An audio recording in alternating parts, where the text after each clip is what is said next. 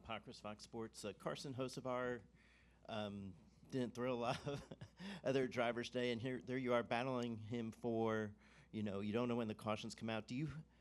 Are you treading lightly around him? How do you race somebody who maybe, I don't know if you're not sure what he's going to do? Well, I mean, yeah, he's been around enough now that he's going to, be the aggressor. If there's a hole, he's going to take it. If there's not a hole, he's going to make one. And he, ultimately gave me the shove to get, pass or break through, to lead the side draft tandem with myself and Kyle down the back straightaway.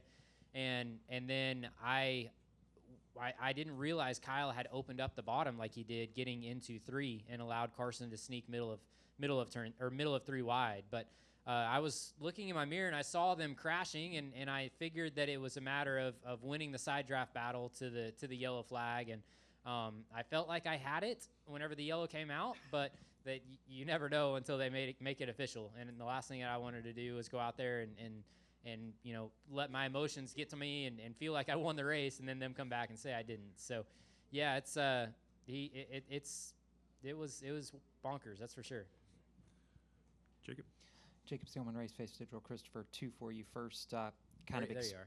There I am. Kind of expanding on the caution at the end of the race situation. A lot's been made of that over these first 2 weeks of the season. And I know there was a lot of driver conversation after Daytona and even after the Xfinity race yesterday. Where have you sat in this discussion, and were you one of the drivers that had something to say after last week and the fact that you guys were allowed to race back to the flag at the 500? Well, I wasn't part of that. Fair. I wrecked out a couple laps earlier, but so no, I wasn't really. Whenever you're out of the race, I was in the infield care center. I was shocked that they allowed them to race back to the checkered whenever the leaders wrecked. We have been down this road before, and I myself got crucified at Talladega a couple years ago because they wrecked, and I was able to avoid the wreck, and I advanced positions.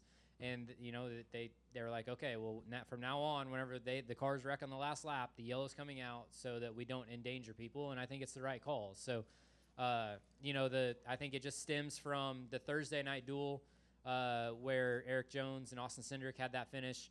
They threw the yellow, a couple feet before the line, and then fast forward to the Daytona 500. They'd been going on a couple years of not finishing under green, so they were determined to try and finish under green. But I think that, you don't want to endanger the drivers, and throwing the yellow flag to not make the back half of the field race for position that means so much, on the white flag lap. I think it's the right call.